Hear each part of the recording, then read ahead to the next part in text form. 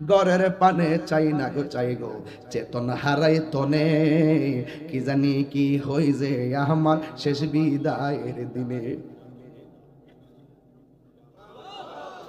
আল্লাহ গরের পানে চাই না গো চাই গো, চেতন হারাই তনে, কি জানি কি হই যে আমার শেষ বিদায়ের দিনে। বেবে কই পাগল হাসানে চিত্তে ক্ষমা চাই, বেবে কই পাগল তাহিরি চিত্তে ক্ষমা চাই। আল্লাহ রাই তৈলে ডরাই, রাত বইলে ডর বয়স কলি বইলা যায়। কবরে মাটি দিব নি রে ভাই, হাই রে এত অন্ধকার কবর, ডানে মাটি বামে। আল্লাহু আকবার, তিনবার করে আল্লাহু আকবার। কেন আল্লাহু আকবার পড়াইছি? আমরা জমিনের উপরে আধার কবরে আমার দাদা আছে না নাই? আধার কবরে আপনার নানা আছে না নাই? দুনিয়ার চতুর ওই কবরের ভিতরে মাটি মাটি রে, একেবারে বন্ধু বান্ধব যা আছে সব ওয়াকারানি আলিহিম। ওই কবরের ভিতর থেকে যখন কবর দিয়ে মানুষ আসবে তার পায়ের আওয়াজ শোনা যাবে। ওয়াতাওয়াল্লা আনহু আসহাবুহু, আপনজন কবর পাশ থেকে আস্তে আস্তে চলে আসবে। কারানি আলিহিম, ওই কবরবাসী তাদের পায়ের আওয়াজ শুনবে রে। আতাহু মালাকানে, তখন দুইজন ফেরেশতা আসবে। ফায়াকুলানে, দুইজন ফেরেশতা বলবে মা কুনতা তাকুলু ফি হক্কি হাজার রাজুলি মুহাম্মদ, নবী সম্পর্কে তুমি দুনিয়ার মধ্যে কি বলতে? ফাআম্মাল মুমিন, যদি কবরের মানুষটা মুমিন হয় সে বলবে আমি সাক্ষ্য দিচ্ছি তিনি আল্লাহর বন্ধু এবং আল্লাহর রাসূল। চিৎকার মেরে কি সুবহানাল্লাহ বলা যাবে না? কেন আমি কোরআনটা হাতে নিয়ে বয়ান শুরু করেছি? ও যুবক, আমার নবী, আপনার নবী রাহমাতুল লিল আলামিন বলেন কবরে দেওয়ার পর যখন কবরবাসী কবরে যাবে তখন তার ডান পাশ দিয়ে একটা নূরের বাতি জ্বলজ্বল করে জ্বলবে। আপনি যে গাইবেন তুমি কেডা গো, আমার কবরের ভিতরে তুমি লাইট জ্বলতেছো, তুমি কে, কিভাবে আমার কবরে ঢুকলা? ওই আলোর জবান সেদিন খুলে যাবে। আলো ডাক দিয়া বলবে আমার চিনো না, আমি দুনিয়ার কোনো আলো নয়, চাঁদের আলো কিংবা সূর্যের আলো নই, আমার চিনো না, আমি হইলাম তোমার দুনিয়ার কোরআন তেলাওয়াত। কোরআনের সাথে থাকলে ওই কবরে কোরআন আলো দিবে কি দিবে না? এরপর আসুন দিকে হাসরের ময়দানে উঠি। হাসরের ময়দানে কিছু কিছু মানুষ একদম কি হবে জানেন? মানুষগুলো বেকার হয়ে যাবে। কিছু কিছু মানুষ আমলের কারণে আল্লাহর দরবারে আসামি বলে বিবেচিত হবে। এদেরকে ডেকে ডেকে হাকিয়ে হাকিয়ে জাহান্নামের দিকে নেওয়া হবে। যখন জাহান্নামের দিকে নেওয়া হবে তখন জাহান্নামের গুড়ার ভিতরে এই কোরআন শরীফটা এইভাবে সম্প্রসারণ করে দাঁড়ায়া যাবে। সুবহানাল্লাহ করে রে। এই কোরআন দাঁড়াইয়া বলবে আল্লাহ তুমি তারে জাহান্নামে নিতেছো, কিন্তু এই ছেলেটা, এই মহিলাটা, এই মেয়েটা আমি কোরআনকে রাতের আরামের ঘুম হারাম কইরা কোরআন তেলাওয়াত করেছে। আল্লাহর হাবিব বলেন ওই কঠিন মুসিবতে গো এই কোরআনটা তেলাওয়াতকারীর জন্য সুপারিশ করবে। আল্লাহু আকবার কোন কেন? এরপরে আমার নবী বলেন কোরআনের সুপারিশের বদৌলতে আমার আল্লাহ তেলাওয়াতকারীকে জান্নাত দিয়ে দিবে। সুবহানাল্লাহ বলেন না কেন? তাইলে এই কোরআন তেলাওয়াতের দরকার আছে না নাই? এই কোরআনের সঙ্গে সম্পর্কের দরকার আছে না নাই?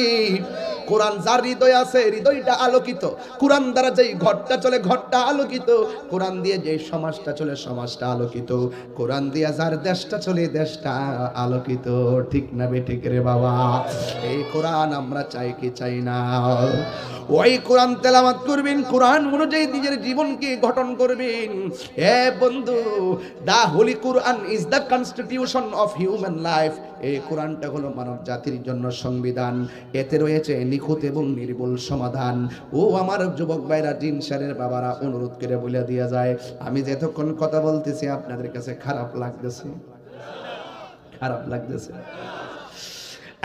বন্ধু, যদি কোরআনে হাফেজ বানাইতে পারো দাম আছে না নাই? আরো জোরে কেউ আছে না নাই? একটা হাফেজ, বড় আফসোস লাগে, আমার জানাজার নামাজটা পড়াইবার লাগিয়া 3 গ্রাম দূরে যায় মসজিদের ইমাম সাহেবরে খুঁজি। কিন্তু সবচেয়ে উত্তম হলো নিজের সন্তানটা যদি জানাজার নামাজটা পড়াইতো। কথা বলেন ঠিক না ঠিক? নাই নাই, এই চেতনা নাই। এই চেতনা কখন ফিরে আসবে আমি জানি না। তো আল্লাহ রায় তৈলে ডরাই, রাইতে পোহাইলে ডর বয়স কলি বইলা যাই। আল্লাহ রাই তৈলে ডরাই, রাইতে পোহাইলে ডর বয়স কলি বইলা যাই। দিনে রাইতে তোমার বান্দার কলবে যেন পাই, দিনে রাইতে তোমার বান্দা কলবে যেন পাই। আল্লাহ রাই তৈলে ডরাই, রাইতে পোহাইলে ডর ভয় সকলি ভুইলা যায়। আল্লাহ আমি সৃষ্টি তুমি স্রষ্টা, আমার কি বা সাধ্য, যখন তখন উইরা যাইতে বড়রা বাসি বাধ্য। থাকবেন থাকবেন, এই থাকবেন মিয়া থাকবেন। যখন তখন উড়ে যেতে, যখন তখন। ইদানিং স্ট্রোকের পরিমাণ বেড়ে গেছে, সকালবেলা নামাজ পড়ে বিকালবেলা শুনে মৃত্যু হয়ে গেছে। আর কথা কোনো ঠিক না বেঠে? আল্লাহ আমি সৃষ্টি তুমি স্রষ্টা, আমার কি বা সাধ্য, যখন তখন উইরা যাইতে এই তাহিরে বাধ্য।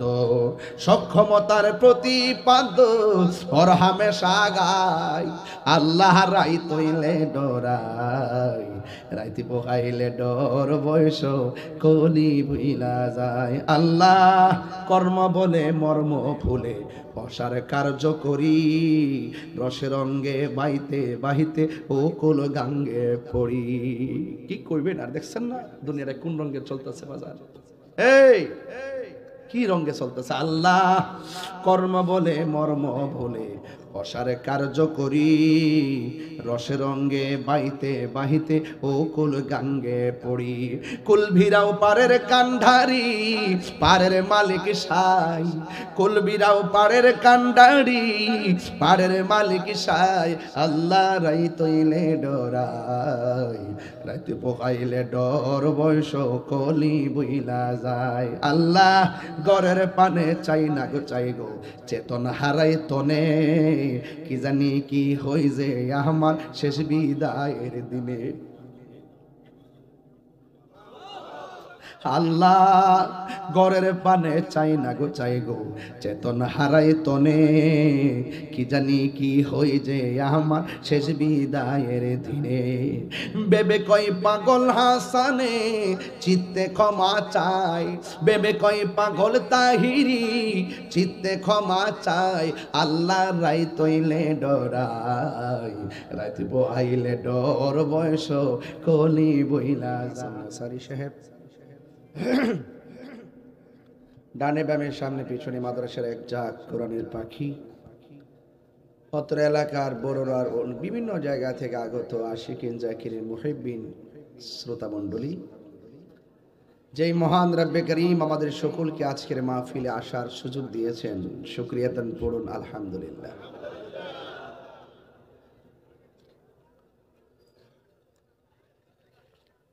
জায়গা অনেক বড় কিন্তু মানুষ অনেক বেশি,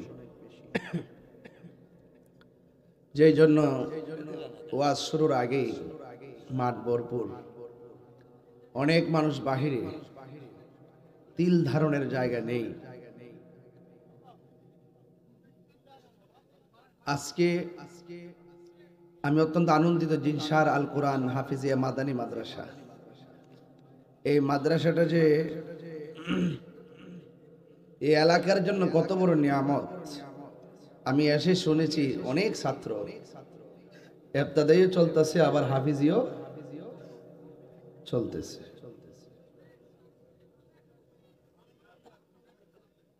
আজকের এই মাহফিলটি প্রতিষ্ঠানের কল্যাণে। আমার দৃঢ় বিশ্বাস এই প্রতিষ্ঠান একদিন ভালো একটি রূপ ধারণ করবে। কথা বলেন ঠিক কিনা? ওয়াজ মাহফিলের সৌন্দর্য হলো শ্রোতা মণ্ডলী, আর মসজিদের সৌন্দর্য হলো মুসল্লি। মাদ্রাসার সৌন্দর্য হলো ছাত্রছাত্রী। প্রত্যেকটা জায়গারই প্রতিষ্ঠানে একটা শোভাবর্ধন আছে। এখন যদি প্রশ্ন করি পুরা স্টেজের ভিতরে সবচেয়ে সুন্দর জায়গা, পুরা প্যান্ডেল স্টেজের ভিতরে পুরা সুন্দর জায়গা কোনটি? প্যান্ডেল না স্টেজ? স্টেজ। ফুল টুল লাগানো আছে, আলাদা ডেকোরেশন। যদি প্রশ্ন করি যে কোরআন শরীফটার সৌন্দর্য কি? কোরআন শরীফের সৌন্দর্য হলো সূরা আর রহমান। বুঝতে পেরেছেন? আল্লাহ পাক প্রত্যেকটা জিনিস এক একটা বিষয়ের মাধ্যমে স্পেশাল করে রাখেন। এই জন্য এই কোরআনের মাদ্রাসা আপনাদের সকলকে আদবের সাথে আসতে হবে, যেতে হবে। আপনারা জানে মালের সহযোগিতা করতে হবে এবং ছাত্র দিতে হবে। স্বাধীনতা অর্জনের চেয়ে রক্ষা করা অনেক কঠিন। যারা এই প্রতিষ্ঠানটা মেরামত করতে গিয়ে, প্রতিষ্ঠা করতে গিয়ে অনেক কষ্ট করেছেন, ওনারা ওনাদের দায়িত্ব পালন করেছেন, কিন্তু রক্ষা করতে হবে আপনাকে। এটা ওই চান্দিনার কেউ এসে রক্ষা করবে না। যার যার এলাকার প্রতিষ্ঠান তার তারই দায়িত্ব, কারণ প্রত্যেকটি মানুষ তার দায়িত্ব সম্পর্কে জিজ্ঞাসিত হবে। তোমার বাড়ির পাশে একটি মাদ্রাসা ছিল, তোমার সন্তানকে সেখানে পড়ালে না কেন? এই বিষয়াদের হিসাব নিকাশ আল্লাহর কাছে দিতে হবে। তো আজকের এই মাহফিল এমনও হতে পারে কাহারোর জন্য জীবনের শেষ মাহফিল। আমার ভাইরা, বাহিরে যারা আছেন আর ভিতরে আসার কেউ চেষ্টা করবেন না। আমাদের প্যান্ডেলের ভিতরে আর জায়গা নাই। আমরা যদিও ব্রাহ্মণবাড়িয়াতে থাকি, কিন্তু আমরা ভালো করে জানি বড়ুরার মাটি সুন্নিয়তের ঘাঁটি। আমি ফেসবুকে দেখেছিলাম গতকাল কে যেন আমার নবী পাকের বিরুদ্ধে গুস্তাখি করেছে। আমি গত রাত্রেই হুমনাতে আমি দ্বার্থহীন কণ্ঠে প্রতিবাদ করেছি। আজকেও প্রতিবাদ হয়েছে।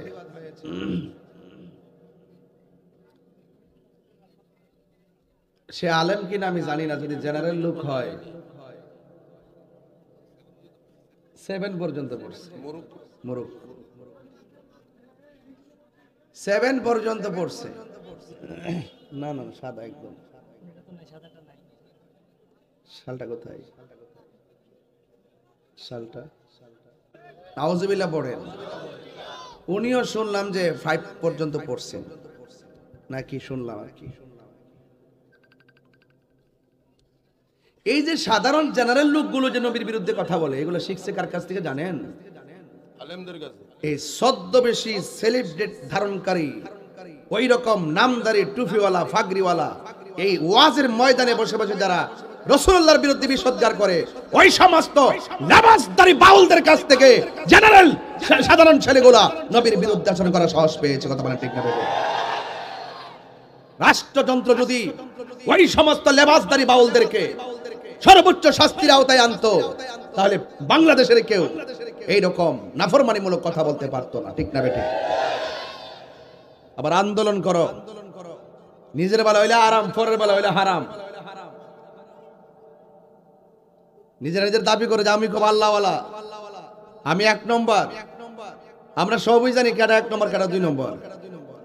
রাষ্ট্রযন্ত্রকে খাওয়াইতে পারবা, আমরা যারা এই দেশের ধর্মটাকে সঠিকভাবে ধারণ করি আমাদেরকে খাওয়াইতে পারবা না। এই জন্য আমি বলেছি, এই সমস্ত অপশক্তির বিরুদ্ধে যদি রুখে দাঁড়াতে হয়, এই মাদ্রাসার কোনো বিকল্প নেই। সবার আগে এই মাদ্রাসার সৈনিকরা মাঠে আসবে। দেশটা সবার। কথা বলেন ঠিক না বেটি? এই দেশটা একমাত্র সুন্নিদের কাছে নিরাপদ, আর বাকি যারা আছে সব ডলার খায়া কালার পাল্টাই না মৌলবি। বান্ডাল একটা দরাই দেন, দেখবেন হালালটার হারাম কইতেছে, হারামটার হালাল কইতেছে। ফরদার ওয়াজ দেখবেন সারা জীবন করতে করতে বইলা লাইছে, এখন দিয়ে ম্যাডামের লোকে পিটিশ পিটিশ করে। এদের নাম দিছি কি? ডাব্লিউ নাম দিছে কি ডাব্লিউ দিলে ফেসবুকে লেখলো জ্বলে যে এটা বহুত কষ্ট করে আবিষ্কার করছি 9.5 মাস হয়েছে আশা করি 2-3 বছরের ভিতরে মোটামুটি সর্বোচ্চ দেশ বিদেশে পৌঁছানো সক্ষম হবে বলে আশা করছি কথা কোন ঠিক না বেটি তো এই জন্য এই মাদ্রাসা আমার খুব প্রয়োজন আপনার সন্তান যখন আলেম হবে সঠিক জায়গায় লেখাপড়া করবে তখন সে ওই সমস্ত অপশক্তিদের ব্যাখ্যা কোনটা অপব্যাখ্যা কোনটা তারা বুঝতে পারবে আর না হয় আপনার সন্তান যদি জেনারেল হয় ওই সমস্ত লোকগুলো বিদেশের বাড়িতেও আপনার ছেলেকে পদস্খলন ঘটায়া শেষ পর্যন্ত আপনি যে বাবা আছেন বাবারে বইলা দেব আর যেই ছেলে বাপ মানে সালাম করে বিদেশ যা এই ছেলে দেশে আইসা কয়ে সালাম করা শিরিক আগে পরীক্ষার হলে সালাম করে গেছে পোলাপান ভালো মেধাবী হইছে আর এখন পোলাপান শিক্ষকের গলার মধ্যে জুতার মালা দেয় জিগাইলাম কারণটা কি কয় দালাল দালাল বলে কষ্ট লাগে মাঝে মাঝে দালাল আর হন তোমরা হালাল হয়ে গেছে গা অহন তো প্রত্যেকটা ডিপার্টমেন্ট যে আছে তার কথাই কইতাছে পুলিশ প্রশাসন তার কথাই বলতেছে সেনাবাহিনী তার কথাই বলতেছে এটাই বাংলাদেশের সংস্কৃতি যখন যে ক্ষমতায় আসে তার কথায় তারা চলতে হয় পুলিশের কোনো দোষ নাই দোষ হলে ওই চেয়ারে যারা বসে তাদের দোষ কথা বলেন ঠিক না বেঠিক প্রশাসনের দোষ আছে যদি সে যদি ওই নেতার কথা না শুনে তাইলে তার চাকরি বরখাস্ত হয়ে যায় এজন্য আমি পুলিশকে খুব কমই দোষী এজন্য এই বাংলাদেশের প্রশাসন বান্ধব মানুষ আমি তাহির হুজুর যে আসে তার কথা বলতে হয় তারা বাধ্য এজন্য আমি প্রশাসনকে বলছি ঘুরে দাঁড়িয়ে যান এই দেশকে যারা ধারণ করেন দেশকে যারা ভালোবাসেন ঘুরে দাঁড়িয়ে যান দেখবেন ওই সমস্ত দেশদ্রোহী আর ধর্মদ্রোহীরা এরা পালাইবার সুযোগ পাবে না কথা বলেন ঠিক না বেঠে হাত তুলে বলো ঠিক কিনা বলো সুন্নি জামাত এখন কি 2 না 1 আঙ্গুলটা তুইলা কোন 2 না 1 পীর মাশায়েখ 2 না 1 বৃহত্তর সুন্নি জোট 2 না 1 এবার প্রতি আসনে আসনে ইনশাআল্লাহ আমরা বুলেট নয় ব্যালটের মাধ্যমে জবাব দিয়ে দিব সুন্নির ভোট সুন্নিকে দিব যদি আপনি এটা নিশ্চিত করতে পারেন বড়ুয়ার জমিনের সামনে এমপি মন্ত্রী যে হবে সুন্নিকে আব্বা ডাকতে বাধ্য হবে কথা বলেন ঠিক না বেঠে আমাদের বুট নিয়ে এমপি মন্ত্রী হয় ফাঁকে দা ডাব্লিউদেরকে সুযোগ সুবিধা দেয় এই জন্য আজকে রাষ্ট্রযন্ত্র আমরা 65% তরিকাপন্থী সুন্নি হওয়ার পরও রাষ্ট্রযন্ত্র আমাদেরকে নিয়ে সংলাপ করে না আমাদেরকে ডাকার প্রয়োজন মনে করে না আমাদের সাথে পরামর্শ করার প্রয়োজন মনে করে না ওই সমস্ত অপব্যাখ্যাদারী ইসলামকে ব্যবহার করে যারা ব্যবসা করে এদেরকে ডেকে ডেকে এনে তারা রাষ্ট্রযন্ত্রের সিদ্ধান্ত নেয় আই ক্যান চ্যালেঞ্জ এভরিবডি আমি বলে দিলাম আমাদের সুন্নিদেরকে ছাড়া এই দেশের ধর্মীয় সিদ্ধান্ত হতে পারে না বিনিময়ে আপনারা এক থাকবেন রাজি আছেন না নাই বলেন আর যদি রাজি আছেন না নাই বলেন এবার ওয়াদা করবেন কি করবেন টুস বিস্কুট খাই আর রং চা খাই আমরা ঘুরবো তুমি কে আমি কে তুমি কে আমি কে নীরব না বিপ্লব আল্লাহ কবুল করো মাদ্রাসার কথা বলছিলাম আমার মাঝে মাঝে শরীরটা মানে খুব চেতুটে যায় এটা আমার দোষ না বয়সের ব্যাপার এটা আমার দোষ না কারণ আমার একটা অভ্যাস ছিল আমি সব দেখতাম পারি কিন্তু মুনাফিক সহ্য করতে পারি না হ্যাঁ মুনাফিক আমি সহ্য করতে পারি আমার জন্মের পরে 1.5 বছর যে মুনাফিক দেখছি কালকে দেখছি কইতাছে কি জানেননি মহিলার একটা কাফেলা গেছে এক বাড়িতে যায় কইতাছে আপনি যখন হাসরের মাঠে উঠবেন আল্লাহ জিগাইব দুনিয়াতে তোমার মার কাটা কোনটা আছেন এইভাবে মহিলার কাছে নির্বাচনের ওয়ার্ক করতেছে দেখেন কত প্রকার বাটফার নাম্বার 1 বড়ুয়ার ফুলাভান্ডে আসেনি রে বড়ুয়ার ফুলাভান্ডে আছে এবার দিবি নিবুরটা ইনশাআল্লাহ একটা খেলা দেখাই যাস না যেমনি মাহফিলে আইছো এইভাবে একটা খেলা দেখাই দাও না ওই গতকাল বিল্লাল নামের ওই অপদার্থ যেভাবে আমার নবীর বিরুদ্ধে কথা বলছে যেইভাবে আপনারা মাঠে নেমে গেছেন এইভাবে নামতে হবে কথা বলেন ঠিক না বেটে আফন ফোর চিনি না যারা নবীর দুশমন তারা আমাদের দুশমন 5টা ভোট নাই হেরা করে সরদারি দেশের আর আমরা গড়ে গড়ে ভোট এখন আমরা নিয়ত করছি আমরা এখন বাঁধছি জোট দিমু বুট। রাজি আসি না নাই? এখন আর আগের দিন নাই বাবা। আমার অনেকে কইছে গো হুজুর এখন দেশের পরিস্থিতি ভালো না। আমি কই এখন বর্তমানে সুন্নিদের বসন্তকাল। তোরা বুঝোস না দিকা কস, আমি সব বুঝি। কোন জায়গা কার দূর আছে, রাষ্ট্রযন্ত্রের কোথায় কেটা চাইল দে, এটা আমার মাথার মধ্যে আগে থেকে আছে। বলেন আওয়াজ করে কোন এই প্রতিষ্ঠানটা দরকার আছে না নাই? প্লিজ এই মাদ্রাসায় ছাত্র দেওয়ার দরকার আছে না নাই? এই মাদ্রাসাটা বড় ভবন হোক, আপনারা চান কি চান না? যদি চান শেষ পর্যন্ত আমার সাথে থাকবেন বাজান, থাকবেন ইনশাল্লাহ, থাকবেন ইনশাল্লাহ। রাস্তাটা বন্ধ করে দিলে তার কেউ নাই। তারে একটি বিশেষ বিজ্ঞপ্তি, আমাদের মাহফিলের মাঠে জায়গা নাই, আপনারা কেউ আইসেন না। আমার গরম লাগতেছে মানুষের কারণে। প্রথম আয়া সালাত ইসলাম দিতে যায় কাশ মারছে, গিরে জানেননি ধুলায়া সব মুখের ভিতরে ঢুকতেছে, জিয়ারত করতেছে মুখের ভিতরে। আল্লাহ আল্লাহ আপনি এই মাহফিলটা কবুল করেন। সবাই একটা দুরূদ শরীফ পড়েন, আল্লাহুম্মা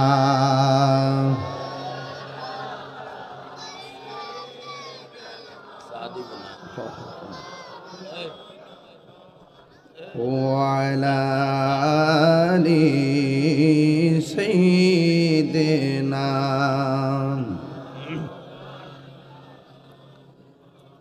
গভীর মনোযোগ, নীরব থাকা লাগবে, কারণ এটা কোরআনের মাদ্রাসা। জবানটা খুলে বলেন কোরআন হেফাজতের মালিক কে? আওয়াজগুলো বড় বড় হবে, জোরে বলেন কে? দলিল আছে না নাই?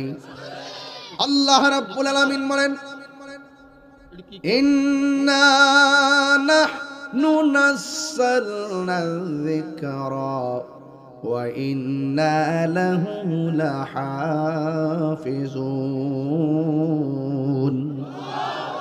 আল্লাহ রাব্বুল আলামিন বলেন নিশ্চয়ই আমি কোরআনকে নাজিল করেছি, এই কোরআনকে হেফাজতের দায়িত্ব আমি আল্লাহ রাব্বুল আলামিন কাউকে দেই নাই।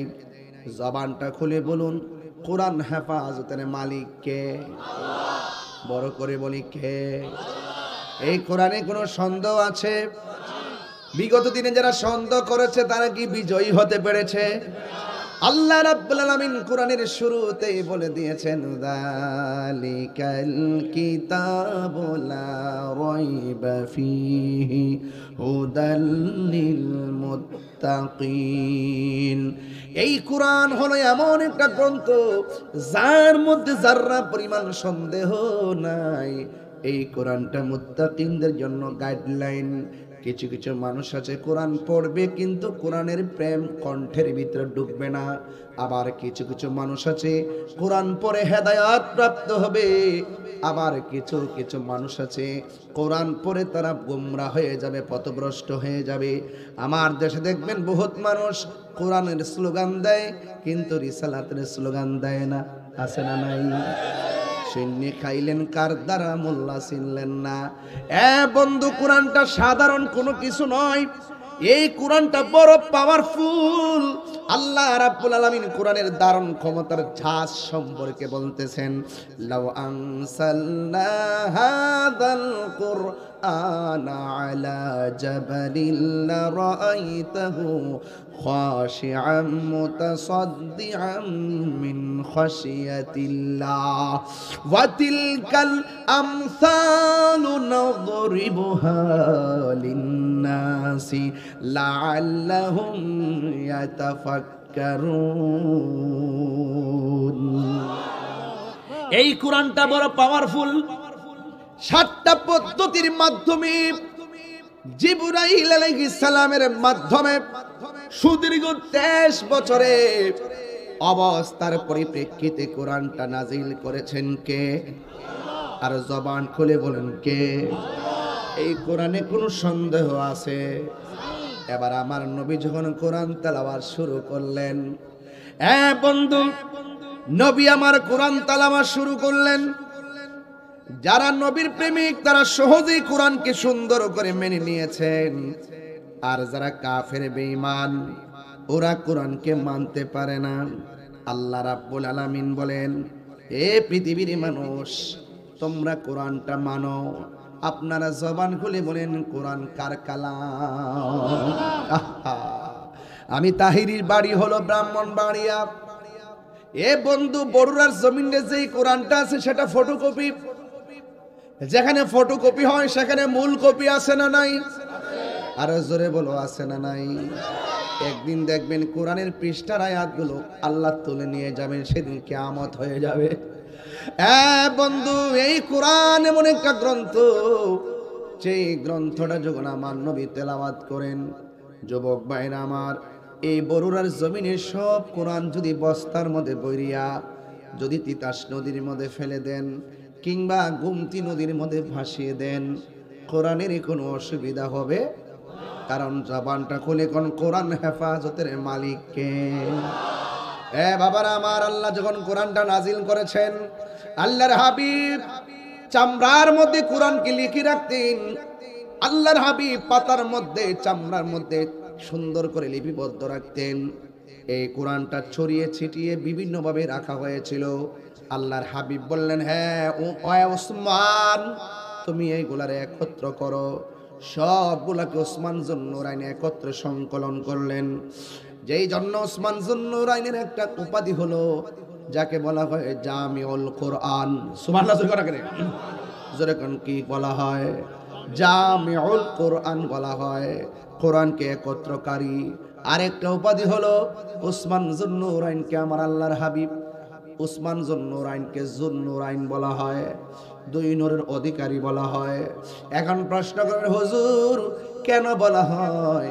আল্লাহর হাবিবের দুইটা কন্যা মুবারক, দুইটা কন্যা, একজনের নাম হলো কুলসুম আর একজনের নাম হলো রুকাইয়া। আল্লাহর হাবিব সাল্লাল্লাহু তাআলা আলাইহি ওয়াসাল্লাম দুইটা মেয়েকে যার কাছে বিয়ে দিয়েছেন তার নাম হলো ওসমান জুন্নুরাইন রাদিয়াল্লাহু তাআলা আনহু। ওসমান জুন্নুরাইনকে আমার নবী এত ভালোবাসতেন। আমার নবী বলেন, পৃথিবীর মানুষরি, আমি দুইটা কন্যাকে আমার ওসমানের কাছে বিয়ে দিয়েছি, আর একটা কন্যা যদি থাকতো আমি আমার ওসমানের হাতের মধ্যে তুলে দিতাম। এই কোরআন বড় সাধারণ নাম। এই যুবক, আমি ব্রাহ্মণবাড়িয়া থেকে এসেছি। কোরআনকে যদি প্রশ্ন করি, কোরআন তুমি কোথায় থেকে এসেছো? কোরআনের মধ্যে আমার আল্লাহ ঘোষণা করলেন, বাল হুয়া কুরআনুম মাজিদুন ফি লাউহিন মাহফুজ। এই কোরআনটা হলো লৌহে মাহফুজে অঙ্কিত। এই কোরআনটা হলো লৌহে মাহফুজে মোহরাঙ্কিত। এই কোরআনটা হলো লৌহে মাহফুজে সংরক্ষিত। এই কোরআন পৃষ্ঠার কোরআন নিয়ে তুমি যাই বলো না কেন, এটাই হলো সেই কোরআন। এই জন্য আল্লাহ যালিকাল কিতাব বলেছেন, হাজাল কিতাব বলে নাই। এই কিতাবটা ওই কিতাব, যেই কিতাবটা আরশে আজিমের মধ্যে আল্লাহ লিপিবদ্ধ করে রেখে দিয়েছেন। এখন প্রশ্ন হলো, তাহিরি হুজুর কোরআন দিয়া কেন ওয়াজ শুরু করলেন? একটা হাফিজিয়া মাদ্রাসায় এসেছি, এই জন্য আমি খেয়াল করে করে কথাগুলা বলছি। কেন আমি কোরআন পড়ব? কেন কোরআন দিয়ে নিজের জীবনকে আলোকিত করব? কোরআন পড়লে লাভ কি? কোরআনের সঙ্গে সম্পর্ক রাখলে হাসরের ময়দানে কি উপকার হবে? এইগুলো যদি আপনাকে তুলে ধরা না হয় তাইলে আপনি বুঝবেন না রে বাবা। এই জন্য আমি বললাম, কোরআনের বাড়ি হলো লাওহে মাহফুজে। এই কোরআন যখন আমার নবী আল্লাহর পক্ষ থেকে যে তেলাওয়াত কোরআন নাজিল হয়েছে, 7টা পদ্ধতির মাধ্যমে নাজিল হয়েছে। একটা হলো ঘন্টা ধ্বনির ন্যায়, আর একটা হলো ফেরেশতা জিব্রাইলের সুরতে, আর একটা হলো মানুষের সুরতে, আর একটা হলো ঘুমের ভিতরে। এইভাবে 7টা পদ্ধতিতে আমার নবীর উপরে কোরআন নাজিল করা হয়েছে। কোরআন যখন নবীর উপরে নাজিল করত, আমার নবীর কপাল মুবারকটা ঘেমে যেতেন, পসিনা মুবারকটা বের হয়ে যেত। নবী আমার মক্কায়, আল্লাহ জিব্রাইল রে কয়, জিব্রাইল কোরআন নিয়ে যাও মক্কায়। নবী হলো মদিনায়, আল্লাহ কয় জিব্রাইল কোরআন নিয়ে যাও মদিনায়। নবী হলো হেরা গুহায়, আল্লাহ বলে ও জিব্রাইল কোরআন নিয়ে যাও হেরা গুহায়। আমার নবী পাদদেশে উপত্যকা আল্লাহ কয়, এ জিবরাইল কোরআন নিয়ে উপত্যকায় যাও, আমার নবী যেথায় কোরআন নিয়ে যাবে সেথায়। নবী যতদিন মক্কায় ছিল, মক্কায় যে সূরাগুলো নাজিল হয়েছে এইগুলাকে বলা হয় মাক্কি সূরা। আর নবী মদিনায় থাকা অবস্থায় যে সূরাগুলো নাজিল হয়েছে ওই সূরাগুলোকে বলা হয় মাদানী সূরা। জোরে কন্যা সুবহানাল্লাহ। আমার ভাইয়েরা, নবী যখন সুন্দরভাবে কোরআন তেলাওয়াত করেন, কাফেররা বলা বলি শুরু করলো, হে মুহাম্মদ সাল্লাল্লাহু তাআলা আলাইহি ওয়াসাল্লাম, তুমি যে কোরআন পড়তেছো এই কোরআনটা হলো তোমার বানানো। রাসূল বললেন, না, এই কোরআনটা আমার বানানো কালাম নয়। আপনারা জবান খুলে বলেন, কোরআন কার কালাম? আল্লাহ মানা, নবী মানা নয়। নবী মানলেই আল্লাহ মানা হয়। আল্লাহ বলেন, ওয়া মা ইয়ানতিকু আনিল হাওয়া ইন হুয়া ইল্লা ওয়াহয়ুন ইউহা। আল্লাহর কথা ছাড়া আমার নবী কোনো কথা বলে না। আল্লাহর কথা ছাড়া নবী কোনো কথা বলে না। আল্লাহর কথা ছাড়া নবী কোনো কথা বলে না। নবীর কথাই হাকিকতে আমার আল্লাহর কথা। আল্লাহ পাকের ওয়াহি ছাড়া নবী কোনো সিদ্ধান্ত দেয় না রে বাবা। কাফেররা কয় এগুলা তোমার বানানো। আমার নবী কয়, না না, বানানো না। এরপরে আমার আল্লাহ রাব্বুল আলামিনের লেগে গেছে। আল্লাহ ডাক দিয়ে কয়, হ্যাঁ বন্ধু, আপনি বলে দিন, ওয়া ইন কুনতুম ফি রাইবিম মিম্মা নাযালনা আলা আবদিনা ফাতু বিসূরাতিন মিন মিসলিহি ওয়াদউ শুহাদাআকুম মিন দুনিল্লাহি ইন কুনতুম সাদিকিন। আল্লাহ রাব্বুল আলামিন কয়, ও বন্ধু, ওরা আমি আল্লাহর কালামকে মিথ্যা প্রতিপন্ন করতেছে। এ বন্ধু, এদেরকে বলে দিন, ওরা যদি কোরআন নিয়ে সন্দেহ করে, কোরআনের সূরার মতো একটা সূরা যেন বানায় নিয়ে আসে। চ্যালেঞ্জ করছে কে? এই আওয়াজে মানি না, জোরে কোন চ্যালেঞ্জ করছে কে? সুন্নিরা চ্যালেঞ্জ এমনি করে না, হক বাতিলের লড়াই হয়ে গেলে চ্যালেঞ্জ করতে হয়। এটা শিখাইছেন আমার আল্লাহ। বন্ধু, এদেরকে বলুন, কোরআন নিয়ে যদি সন্দেহ করে, এদেরকে বলুন, ফাতু বিসূরাতিম মিন মিসলিহি ওয়াদউ শুহাদাআকুম মিন দুনিল্লাহি ইন কুনতুম সাদিকিন।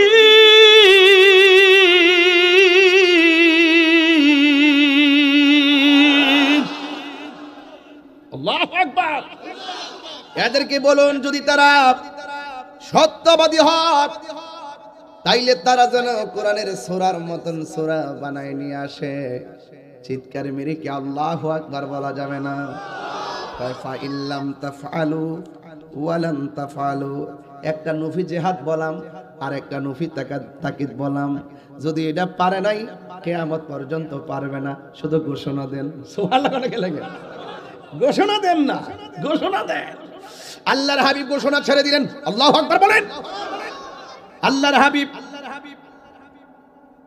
হাবিব বলেন, নিয়ে আসো তোমাদের নারীদের মধ্য থেকে নারী নিয়ে আসো, পুরুষের মধ্য থেকে পুরুষ নিয়ে আসো।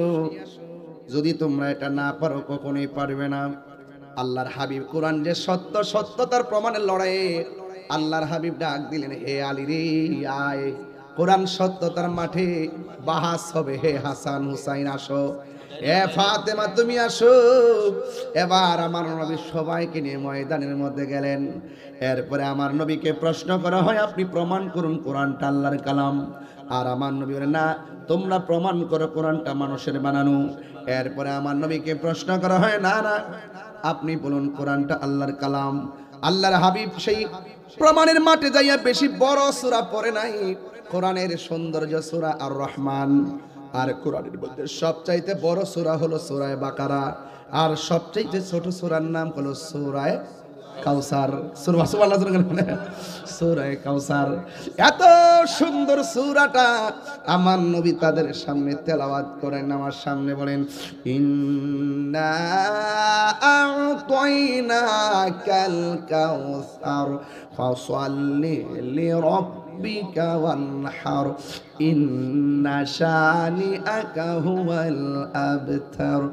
আল্লাহ রাব্বুল আলামিন হাবিব যখন তিনি সূরাটা পড়লেন, ইন্না আ'তাইনাকাল কাউসার, এটা বলার পরে আগে কিন্তু শর্ত ছিল, আয়াত হবে এমন যেটা হবে অর্থবোধক, এই আয়াতের সাথে দুনিয়ার সম্পৃক্ততা, আখিরাতের তাৎপর্য বহন করবে, কিন্তু দুনিয়ার কোনো ছন্দের মতো হলে চলবে না, কবিতার মতো হতে চলবে না, এমন ভাবে শৈলীভাবে একটা কৌশলগতভাবে নবী ছেড়ে দিলেন।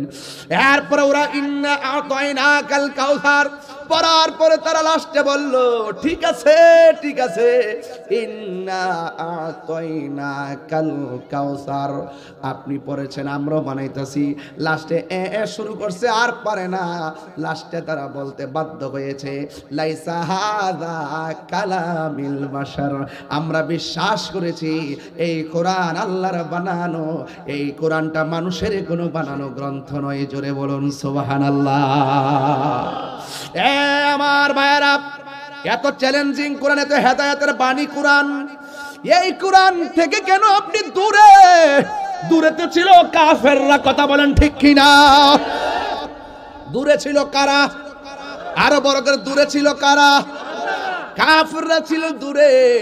এই জন্য কোরআনের ইতিহাস হলো, যারা কোরআনের সত্যতার ব্যাপারে চ্যালেঞ্জ করেছিল, এদের চ্যালেঞ্জকে ক্ষান্ত করে দেওয়ার জন্য আল্লাহ রাব্বুল আলামিন কোরআনের শুরুতে বলেছেন আলিফ লাম মিম।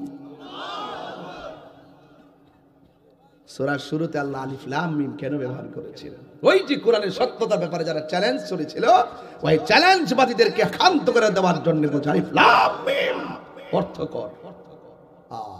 আর পারে না, এটার অর্থ আল্লাহ এবং রাসূল ছাড়া কেউ জানে না। আলিফ লাম মিম অর্থ আল্লাহ এবং রাসূল ছাড়া কেউ জানে না।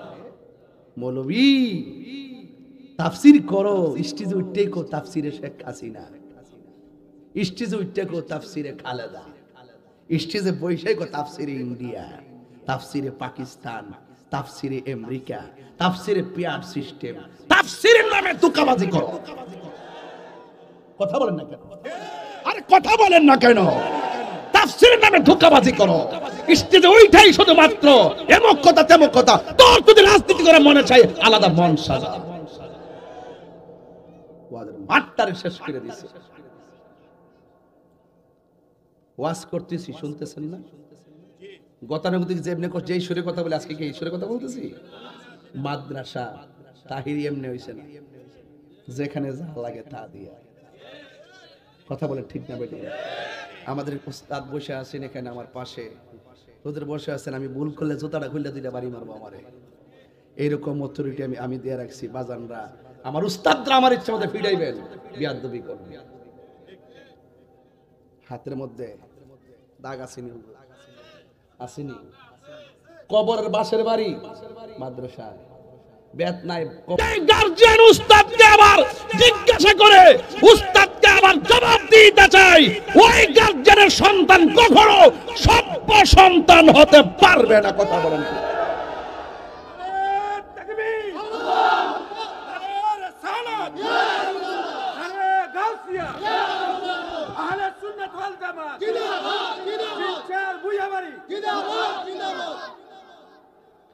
আমার কথায় বুঝতে অসুবিধা হয় আপনাদের? পিঠে খাইতেই বস, তাদের মায়ের কয়জনের ভাগ্যে ছুটে। এখনো কিছু কিছু আগের উস্তাদ বুড়া মানুষ লাঠি নিয়ে হাঁটে, আবার অনেক ছাত্র 60 বছর হয়ে গেছে, উস্তাদের বয়স 80, ছাত্রের বয়স 60। ওরা উস্তাদের কাছে গিয়া স্যার একটা বাড়ি দেন আমার, স্যার আমার একটা বাড়ি দেন, আর স্যারের হাতটা কাঁপায় কাঁপায় ফিটে একটা তাফরা দেয়। কত মধুর, কত মধুর খেলা। উস্তাদের দোয়ায় ছাত্রের যে সিনাটা খুলে যায়, মা বাপের দোয়ায় সিনা খুলে যায়, ঠিক না বেঠি? আর আজকে আমাদের বাচ্চা কাচ্চা পেটে থাকা অবস্থায় নিয়ত করে আমার ছেলেকে ডাক্তার বানাবো, আরে বেটে কি বানাবে পরে ক, আগে প্রথম ক আমার সন্তানকে আমি কোরআন শিখাবো, ধর্মীয় শিক্ষা আগে দিব। মাদ্রাসার বহু ছাত্রদেরকে এখন ভয় পায়, মাদ্রাসার বহু ছাত্র ইউনিভার্সিটিতে ক ইউনিট খ ইউনিট গ ইউনিটে প্রথম স্থান অধিকার করে। কথা বলেন ঠিক না বেটে? আপনি পিছায়, মাদ্রাসা কি পিছাই রইছে? সাবধান বলে দিলাম, উস্তাদের সম্মান লাগবে। কি লাগবে? সম্মান দরকার আছে না নাই? আরো বড় করে আছে না নাই? অনুরোধ করে বলি আপনাদেরকে, পায়ে হাত রেখে অনুরোধ করে বলবো, এই প্রতিষ্ঠানটা হওয়াতে এলাকার মানুষ খুশি না বেজার? কোরআন শরীফ পড়বেন। অনেক মুরব্বীরা আছেন, সময় চলে গেছে, শুদ্ধ করে এখন পড়তে পারেন। অনেক যুবক পোলাপান যুবক হয়ে গেছে, ওরা সকালবেলা ঘুম থেকে ওই দুইটা গেছে কিন্ডার গার্ডেনে গেছে, ওখান থেকে স্কুল আবার 6-এ ভর্তি হয়েছে। ভালো করে কোরআন শরীফ পড়তে পারে। আগে আমাদের মা ডাগাই ওঠ, ডাইন খাত দিকে বাম খাতে গেছি, একটু পর গাই ওঠ, আজান দিছে, আবার ওফুরে উঠছি, আবার কে উঠতে না রে বেত্রা লইতাছি, ফাল দিয়া উঠছি।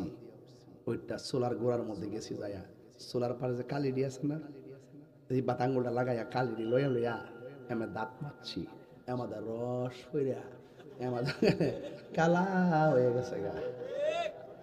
এদের দাঁতটি এখনো ভালো আছে না? আর এখন ওইলে ফেটে বাড়িলে ব্রাশ কইরা শো, ব্রাশ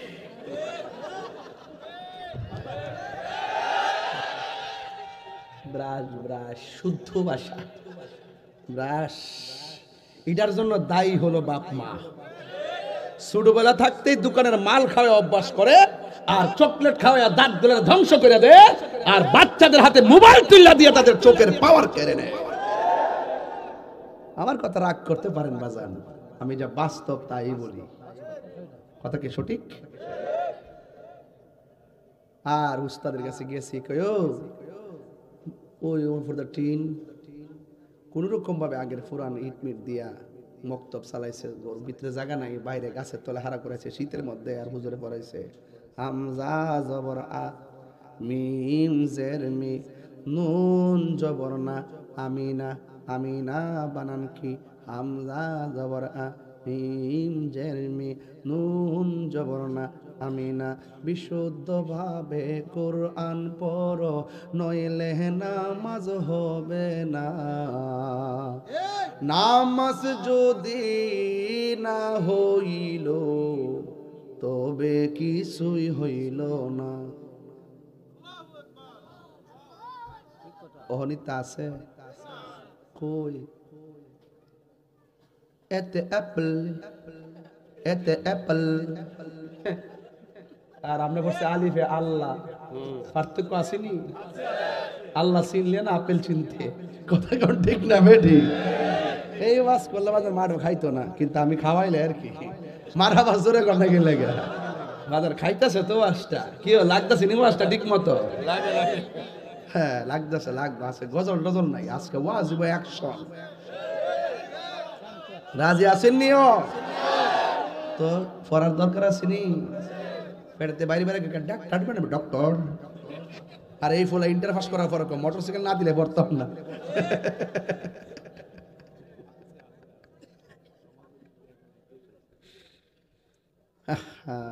দেশটা কই গেছে গাড়ি। বাচ্চাটি মোবাইল না দিলে ভাত খানা, না খাইলে না খাইবো, তারপর মোবাইল দেওয়া যাবে না। পেটে খিদা লাগলে এমনি খাইবো। কথা কোন ঠিক না বেঠে? এখন যদি আপনার ঘরের মধ্যে বাচ্চা এরকম করে, যদি আপনি মোটামুটি 6-7 বছরের বাচ্চাটারে যদি আস্তে করে না হুজুরের মাদ্রাসা দিয়ে দিন, হোস্টেলের ভিতরে, হুজুর আমার ফুলাটার হুজুর হাফিজি পড়ান, সে দোকানের মজার থেকে বাঁচবো, চিপস খাওয়ার থেকে বাঁচবো, মোবাইল চালান থেকে বাঁচবো, এরপরে সে অনিয়মিত যে চলাফেরা খাবার দাবার এইটা একটা খাদ্যাভ্যাসে পরিণত হবে। তাইলে আপনি যদি তাড়াতাড়ি সময় মতো যদি আপনি মাদ্রাসা দিয়ে দেন, তাড়াতাড়ি হাফেজে। গতকাল আমি যখন মাহফিল করি, একটা মেয়ে হাফেজা, সেই স্টেজে উঠটা এত সুন্দর ইংলিশে বক্তব্য দিল, বাংলায় দিল, আরবিতে দিল, আবার একটা তেলাওয়াত করছে সূরা জিলজাল, এত সুন্দর করে অর্থ করলো ইংলিশে বাংলায়, আমি অভিভূত হয়ে গেলাম। এবং একদম ছোট মেয়েটা, এই মেয়েটা 16 মাসে হাফেজা হয়ে গেছে। ওই যে সময় মতো দিছে। আর আপনার মায়া লাগে, ও আমার ফুতা থাকতার বনি কেমনে তো আমার যারা মায়া গো মায়া, মায়া মায়াই খাইছে। যেই মায়াই সন্তানের জীবনে বিপদ ডেকে আনে, যেই মায়া সন্তানকে ধর্মীয় শিক্ষার জায়গা থেকে অন্ধকারের দিকে ঠেলে দেয়, এই মায়া সন্তানের জন্য কাল হয়ে যায়। কথা বলেন ঠিক কিনা?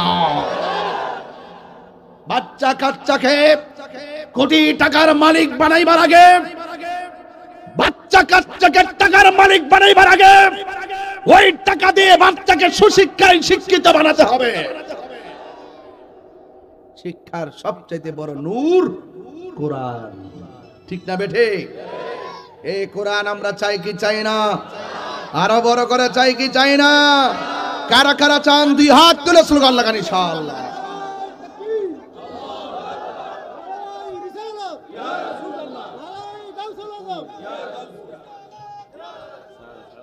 মারহাবা কোন? সবাই আমার সাথে একবার বলেন, কুল হুয়াল্লাহু আহাদ আল্লাহুস সামাদ লাম ইয়ালিদ ওয়া লাম ইউলাদ ওয়া লাম ইয়াকুল লাহু কুফুয়ান আহাদ। সবাই আমার সাথে বলুন, কুল হুয়াল্লাহু আহাদ আল্লাহুস সামাদ লাম ইয়ালিদ ওয়া লাম ইউলাদ ওয়া লাম ইয়াকুল লাহু কুফুয়ান আহাদ। জোরে কোন সুবহানাল্লাহ। আল্লাহর হাবিব বলেন, যারা এই কোরআনের সূরা ইখলাস 3 বার তেলাওয়াত করবে, আল্লাহ রাব্বুল আলামিন তার আমলনামায় গোটা কোরআন তেলাওয়াতের সওয়াব দিয়ে দিবে। তাহলে এই কোরআনের সূরার দাম আছে না নাই? কোরআনের অনেকগুলা সূরা আছে, সেই সূরাগুলো পড়লে কবর আযাব থেকে মাফ পাওয়া যায়, হাশরের ময়দানে নূরের টুপি পাওয়া যায়। এই তেলাওয়াতগুলো আমাদেরকে জেনে নিতে হবে, মানতে হবে, পড়তে হবে। এই জন্য কোরআন কেন পড়বেন? এই কোরআনটা এমন কোরআন, যখন আপনাকে কবরে নামানো হবে, সবাই পড়েন মিন বিসমিল্লাহি ওয়া আলা মিল্লাতি রাসূলিল্লাহ। যখন আপনাকে কবরের মধ্যে নামাইয়া উপরে বাঁশগুলা দিয়া দিবে, কি ভয় লাগে রে! এত অন্ধকার, ডানে মাটি বামে মাটি, কত অন্ধকার। রাতের বেলা ঘর থেকে বের হয় না ভয়ে। ও আল্লাহ, রাইত হইলে ডরাই, রাইত পোহাইলে ডর, বয়স কলি ভুইলা যাই। আল্লাহ, রাইত হইলে ডরাই, রাইত পোহাইলে ডর, বয়স কলি ভুইলা যাই। দিনে রাইতে তোমার বান্দার কলবে যেন পাই, দিনে রাইতে তোমার বান্দা কলবে যেন পাই। আল্লাহ, রাইত হইলে ডরাই, রাইতে পোহাইলে ডর, বয়স কলি ভুইলা যায়। আল্লাহ, আমি সৃষ্টি, তুমি স্রষ্টা, আমার কি বা সাধ্য, যখন তখন উইরা যাইতে বড়রা বাসি বাধ্য। থাকবেন থাকবেন, এই থাকবেন মিয়া, থাকবেন। যখন তখন উড়ে যেতে, যখন তখন। ইদানিং স্ট্রোকের পরিমাণ বেড়ে গেছে, সকালবেলা নামাজ পড়ে বিকালবেলা শুনে মৃত্যু হয়ে গেছে। আর কথা কোনো ঠিক না বেঠে? হ্যাঁ, দান করে যান, দান করবেন মাদ্রাসায় বেশি বেশি, দেখবেন আপনার দানটা আল্লাহ পাক মায়া করে নেকিতে পরিণত করে হাসরের মাঠে আপনাকে সারপ্রাইজ করা হবে। কথা বলেন ঠিক কি না? আল্লাহ, আমি সৃষ্টি, তুমি স্রষ্টা, আমার কি বা সাধ্য, যখন তখন উইরা যাইতে এই তাহিরে বাধ্য। সক্ষমতার প্রতিপাদ্য হর হামেশা গাই, আল্লাহ রাইত হইলে ডরাই, রাইতি পোহাইলে ডর, বয়স কলি ভুইলা যায়। আল্লাহ, কর্ম বলে মর্ম ফুলে অসার কার্য করি, রসের অঙ্গে বাইতে বাহিতে ও কোল গাঙ্গে পড়ি। কি করবেন আর? দেখছেন না দুনিয়াটা কোন রঙে চলতেছে বাজার? এই কি রঙে চলতেছে? আল্লাহ, কর্ম বলে মর্ম ভুলে অসারে কার্য করি, রসের অঙ্গে বাইতে বাহিতে ও কুল গাঙ্গে পড়ি। কুল ভিরাও পারের কান্ডারি, পারের মালিক সাই, কুল ভিরাও পারের কান্ডারি, পারের মালিক সাই। আল্লাহ, রাইত হইলে ডরাই, রাতে পোকাইলে ডর বয়স কলি বইলা যায়। আল্লাহ গরের পানে চাই না গো চাই গো, চেতন হারাই তনে, কি জানি কি হই যে আমার শেষ বিদায়ের দিনে। আল্লাহ গরের পানে চাই না গো চাই গো, চেতন হারাই তনে, কি জানি কি হই যে আমার শেষ বিদায়ের দিনে। বেবে কই পাগল হাসানে চিত্তে ক্ষমা চাই, বেবে কই পাগল তাহিরি চিত্তে ক্ষমা চাই। আল্লাহ রাই তৈলে ডরাই, রাত বইলে ডর বয়স কলি বইলা যায়। কবরে মাটি দিব নি রে ভাই, হাই রে এত অন্ধকার কবর, ডানে মাটি বামে মাটি। আল্লাহু আকবার, তিনবার করে আল্লাহু আকবার। কেন আল্লাহু আকবার পড়াইছি? আমরা জমিনের উপরে আধার কবরে আমার দাদা আছে না নাই? আধার কবরে আপনার নানা আছে না নাই? দুনিয়ার চতুর ওই কবরের ভিতরে মাটি মাটি রে, একেবারে বন্ধু বান্ধব যা আছে সব ওয়াকারআনি আলিহিম। ওই কবরের ভিতর থেকে যখন কবর দিয়ে মানুষ আসবে তার পায়ের আওয়াজ শোনা যাবে। ওয়াতাওয়াল্লা আনহু আসহাবুহু, আপনজন কবর পাশ থেকে আস্তে আস্তে চলে আসবে। কারআনি আলিহিম, ওই কবরবাসী তাদের পায়ের আওয়াজ শুনবে রে। আতাহু মালাকানে, তখন দুইজন ফেরেশতা আসবে। ফায়াকুলানে, দুইজন ফেরেশতা বলবে, মা কুনতা তাকুলু ফি হক্কি হাজার রাজুলি মুহাম্মদ, নবী সম্পর্কে তুমি দুনিয়ার মধ্যে কি বলতে? ফাআম্মাল মুমিন, যদি কবরের মানুষটা মুমিন হয় সে বলবে আমি সাক্ষ্য দিচ্ছি তিনি আল্লাহর বন্ধু এবং আল্লাহর রাসূল। চিৎকার মেরে কি সুবহানাল্লাহ বলা যাবে না? কেন আমি কোরআনটা হাতে নিয়ে বয়ান শুরু করেছি? ও যুবক, আমার নবী, আপনার নবী রাহমাতুল লিল আলামিন বলেন, কবরে দেওয়ার পর যখন কবরবাসী কবরে যাবে তখন তার ডান পাশ দিয়ে একটা নূরের বাতি জ্বলজ্বল করে জ্বলবে। আপনি যে গাইবেন তুমি কেডা গো, আমার কবরের ভিতরে তুমি লাইট জ্বলতেছো, তুমি কে, কিভাবে আমার কবরে ঢুকলা? ওই আলোর জবান সেদিন খুলে যাবে। আলো ডাক দিয়া বলবে আমার চিনো না, আমি দুনিয়ার কোনো আলো নই, চাঁদের আলো কিংবা সূর্যের আলো নই, আমার চিনো না, আমি হইলাম তোমার দুনিয়ার কোরআন তেলাওয়াত। কোরআনের সাথে থাকলে ওই কবরে কোরআন আলো দিবে কি দিবে না? এরপরে আসুন দিকে হাসরের ময়দানে উঠি। হাসরের ময়দানে কিছু কিছু মানুষ একদম কি হবে জানেন? মানুষগুলো বেকার হয়ে যাবে। কিছু কিছু মানুষ আমলের কারণে আল্লাহর দরবারে আসামি বলে বিবেচিত হবে। এদেরকে ডেকে ডেকে হাকিয়ে হাকিয়ে জাহান্নামের দিকে নেওয়া হবে। যখন জাহান্নামের দিকে নেওয়া হবে তখন জাহান্নামের গুড়ার ভিতরে এই কোরআন শরীফটা এইভাবে সম্প্রসারণ করে দাঁড়ায়া যাবে। সুবহানাল্লাহ কয় না রে? এই কোরআন দাঁড়াইয়া বলবে আল্লাহ তুমি তারে জাহান্নামে নিতেছো, কিন্তু এই ছেলেটা, এই মহিলাটা, এই মেয়েটা আমি কোরআনকে রাতের আরামের ঘুম হারাম কইরা কোরআন তেলাওয়াত করেছে। আল্লাহর হাবিব বলেন ওই কঠিন মুসিবতে গো এই কোরআনটা তেলাওয়াতকারীর জন্য সুপারিশ করবে। আল্লাহু আকবার কোন না কেন? এরপরে আমার নবী বলেন কোরআনের সুপারিশের বদৌলতে আমার আল্লাহ তেলাওয়াতকারীকে জান্নাত দিয়ে দিবে। সুবহানাল্লাহ বলেন না কেন? তাইলে এই কোরআন তেলাওয়াতের দরকার আছে না নাই? এই কোরআনের সঙ্গে সম্পর্কের দরকার আছে না নাই? কোরআন যার হৃদয় আছে হৃদয়টা আলোকিত, কোরআন দ্বারা যেই ঘরটা চলে ঘরটা আলোকিত, কোরআন দিয়ে যেই সমাজটা চলে সমাজটা আলোকিত, কোরআন দিয়ে যার দেশটা চলে দেশটা আলোকিত। ঠিক না বেঠিক রে বাবা? এই কোরআন আমরা চাই কি চাই না?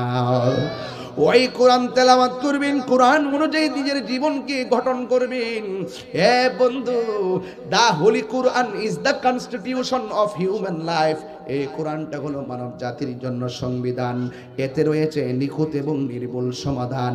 ও আমার যুবক ভাইরা, জিন স্যারের বাবারা, অনুরোধ করে বলে দিয়া যায়, আমি যে এতক্ষণ কথা বলতেছি আপনাদের কাছে খারাপ লাগতেছে?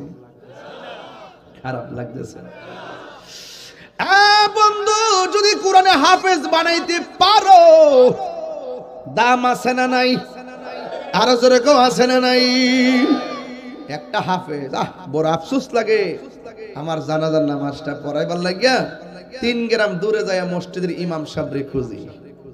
কিন্তু সবচেয়ে উত্তম হলো নিজের সন্তানটা যদি জানাজার নামাজটা পড়াইতো। কথা বলেন ঠিক না বেঠিক? নাই নাই, এই চেতনা নাই। এই চেতনা কখন ফিরে আসবে আমি জানি না। তবে একটা কথা বলি, এই মাদ্রাসাটা আমি একটু দেখতেছি একটু ঝরাছিন্ন। আমার মনে হচ্ছে যে জায়গা, যে সুন্দর প্লেস, এখানে ভালো একটা বিল্ডিং হলে অনেক ভালো হবে। ঠিক না বেঠিক? আবার এটাও শুনেছি আপনার সন্তানরা একটু কষ্ট করে, এই কষ্টের অবসান ঘটাতে চাই। স্টেজে উঠেছি, 55 মিনিট হয়ে গেছে। সময় কি বসে থাকে? Time and tide wait for none, আল ওয়াক্তু লা ইয়ানতাজিরু লি আহাদিন। সময় কাহার জন্য অপেক্ষা করে না। কিন্তু যতটুকু বসেছেন কোরআনের কথা বলেছি, মা অ্যালার্ট হয়ে যান। একটা লোক দাঁড়াবেন, হুজুর আমি এই মাদ্রাসার ঘরের জন্য একটা লোক হাত তুলে বলেন, হুজুর এই ঘরের জন্য আমি মাদ্রাসায় 50,000 টাকা দিব। একজন দিবেন টাকাটা, যে হুজুর মাদ্রাসার জন্য আমি 50,000 টাকা দিব। কে সেই ভাগ্যবান ব্যক্তি আছেন এই মাদ্রাসায় 50,000 টাকা দিবেন? আরে একদিন আপনি ভুলে যাবেন, সাদকায়ে জারিয়া থেকে যাবে। এই কবরের ভিতরে সওয়াব ফ্লেক্সি হতে থাকবে। ঠিক কিনা বলেন? একটা লোক বলেন, হুজুর আমি 50,000। আলহাজ রফিকুল ইসলাম সাহেব অর্জুনতলা, উনি 50,000 টাকা। মাশাআল্লাহ, আলহাজ রফিকুল ইসলাম সাহেব। এই ওনারই কিনা? এই মাদ্রাসার 1 শতক জায়গা ওনাকে উনি কিনছে। নাম কি? আপনি? হাজী রফিকুল ইসলাম সাহেব খুব মিশুক মানুষ দেখতেছি। তিনি দিবেন, আগেও 1 শতক জায়গা দিচ্ছেন, এখন আবার নতুন করে দিবেন। দাঁড়ান না একটু। 50,000 টাকা। 50,000 টাকা। আল্লাহু আকবার, নারে রিসালাত। আল্লাহ আপনি কবুল করেন, হায়াতে বরকত দেন, মা বাবার গুনাহ মাফ করে দেন। আমিন কোন? বাজান আমি তো স্টেজে আসলে অনেক দায়িত্ব আমারে দেয়। হুজুর ওয়াজ করেন, হুজুর একটু নগদ বাকি কালেকশন করেন। এই এই এই এই এই কই যাস? তুমি যাইতে পারো, অসুবিধা নেই, কিছু দিয়া যায়ও। এটা একবার কেমন দেখা যায়? হ্যাঁ, আপনার কি কষ্ট হইতেছে নাকি? আবার আমি কিন্তু এক ঠেলা বাকি এই ওয়াজটা করছি। এখন একটু আমাকে যেহেতু তারা বলে রাখছে, আমারও তো একটা মাহফিল আছে, চা তো খাওয়ার সময় নাই, টাইম লাগতেছে না, চায়ে থাকবো, চোখ লাগিয়ে দিব, কত জামেলি আছে। খালা জাদুর আসর, খালা জাদু বলি। আরেকজন দেন 50,000। আসেনি? নাই? আল্লাহ আপনি মিলাই দেন, আল্লাহ আল্লাহ মিলাই দেন, আল্লাহ আপনি মিলাই দেন। কে দিবেন? 50,000। বিদেশ থেকে আইছে, বিদেশ থেকে এসেছে, আল্লাহ তৌফিক দিয়েছে, মাদ্রাসার জন্য 50 দিবে। দিল্লিতে 1 লাখ হয়ে যায়। নাই, অসুবিধা না, আমি এবার এত জোরাজুরি করি না, কারণ যার যার ব্যক্তিগত ব্যাপার। একজন দেন, হুজুর আমি 20,000 টাকা দিই। 10-এর লাঠি একেরে বোঝা, সবাই মিল্লা ধরলে এগুলা ব্যাপার না, আমি 1 লাখ টাকা তুলুম। আর একজন দেন, হুজুর আমি 20,000 টাকা দিই। হাত তোলেন। ভাই একটা প্রতিষ্ঠান দাঁড় করা সহজ জিনিস না, যেহেতু এটা দাঁড় হয়ে গেছে গা, এটা এখন আপনারাই ধরে রাখবেন। একজন দেন 20,000। 50 চাইছি, 50 পাইছি, 20 যদি না পাই তাহলে শরম পাবো বাজান, আমি আপনার এলাকার মেহমান না, মুসাফির মানুষ। আর একজন দেন 20,000। এক মাহফিলে টেয়া চাইছি, দেয় না। পরে কে আল্লাহ যাদের টেয়া পয়সা আছে খবর লইয়া যাওয়ার তৌফিক দাও। আমিন বলে, আরে তুই আর বুঝতেছ, আরে আরে এটা কি দরকার? মাইরা লেছি রে, আরে কি রে মাইরা লেছি রে, আমিন বলে পুরা বাড়ি করে লয়ে যাবো গাড়ি। খাইছে আমারে, আরে ফোন আর একজন দেন 20,000 টাকা, আর একজন মাশাআল্লাহ একজন দেন না, দাঁড়াই যান, কে দিবেন 20,000 টাকা? কইও আব্বা আম্মার রুহের মাগফিরাতের জন্য দেন না। আর একজন দেন 20,000 টাকা, সাব্বির আহমদ খন্দকার না, সুন্নিয়া মাদ্রাসার সাবেক অধ্যক্ষ সাহেবের ছেলে। ইসলামী ফ্রন্টের পৌরসভার সভাপতি জনাব মোহাম্মদ কই, ও আপনি নি সাব্বির সাহেব? হ্যাঁ হ্যাঁ, ওনার আব্বা সুন্নি মাদ্রাসার প্রিন্সিপাল ছিল, ইতিহাস কথা বলে। আল্লাহ এই দানের উসিলা আপনি ওনার আব্বার কবরে নূরের বাতি জ্বালাই দেন। আল্লাহ তার আব্বা আম্মার কবরে নূরের বাতি জ্বালাই দেন। আল্লাহ সাব্বির সাহেবের দানকে আপনি নাজাতের উসিলা বানাই দেন। আল্লাহ ব্যবসার মধ্যে বরকত দিয়ে দেন, আমিন কর। বাবাজান তুলমু কয় লাখ? 1 লাখ, বেশি না। 1 লাখ টাকা তোলা আমার জন্য কোনো ব্যাপারই না, যদি আপনারা দেন। 70 চিনি আর লাগে কত? 30। আরেকজন দেন হুজুর আমি তুলমে দেবো 10,000 টাকা। একদম দিল খুললে দিবেন, এগুলো কোনো জরুরি ব্যাপার না, মন খুললে দিবেন। দেন 10,000। 10,000 দিবেন মোট 3 জন। বিসমিল্লাহির রহমানির রহিম। একজন দেন 10। মাদ্রাসার জন্য একজন দেন 10,000 টাকা। এত সুন্দর মানুষ এসেছেন আপনারা, চুপচাপ বসে আছেন মাশাআল্লাহ। কেরে নাইম করে আসত নেই। আর এই ভাইয়ের নাম কি? রুবেল ভাই কো আসেনি? তারা তো সবসময় দেয়। কালেকশন চলতেছে আর কি। মাদ্রাসা আর একজন দেন 10। আর একজন দেন 10। কে দিবেন হাত তোলেন। মাশাআল্লাহ, সান্দিনার রোডের খেলাল জাহাঙ্গীর ভাইয়ের ছেলে, কৃষি কারখানা, তিনি দিবেন 10,000 টাকা। হ্যাঁ, জাকারিয়া মিন্টু জামি মসজিদের সদস্য, তিনি দিবেন 20,000 টাকা। 10,000 মানে 10,000 টাকা, দুইটা মিলে 20,000 মিলাই দেন, বাঁচাই দেন। আর কত লাগবে? আর 10 লাগবে বাজান। এটা কি থাক মনে করেন? থাকতো না, থাকতো না। আর একজন দেন 10,000 টাকা, সেই শেষ টাকাটা কে দিবেন হাত তোলেন। আল্লাহ আপনি দিল নরম করে দেন, আমিন করুন। বর্তমানে আপনাদের মনটা পাথরের চাইতে শক্ত আছে, আল্লাহ আপনি মোমের মতো নরম করে দেন। হ্যাঁ, মোমবাতি জ্বলতে জ্বলতে নিজেই শেষ, মানুষে আলো দিতে দিতে নিজেই শেষ। কতক্ষণ ঠিক না বেটি? এই জন্য মানুষকে আমরা এই মোমবাতির সমর্থক যারা, এরা নিজের জীবনটা লোড়ালি এবং প্রেমে শুধু জনগণের জন্য। কতক্ষণ ঠিক না বেটি? এই দুইলের হাসিয়ত। কত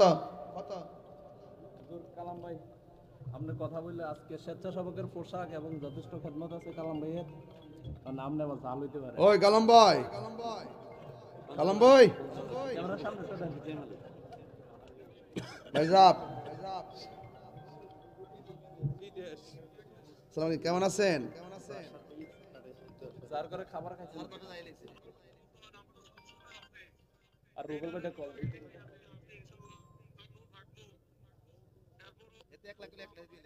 আরে লম্বা কথা কোন সময় আছে?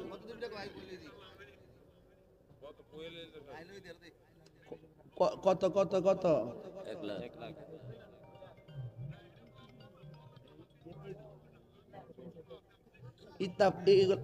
সবসময় তো আপনি আছেন, আমি তো আপনার সবসময় ফাই না ভাই। কইতিব কইতিব, ওই যে মানুষ দেন একটা কইলেন। এই হেদায়েত সাহেব কল দিয়েন নাম, আরে কাইটা দেন। এটা হলো মাদ্রাসার যে জরাজীর্ণ ভবন আছে, এটাকে সম্প্রসারণের জন্য, মাদ্রাসাটা মেরামত করার জন্য।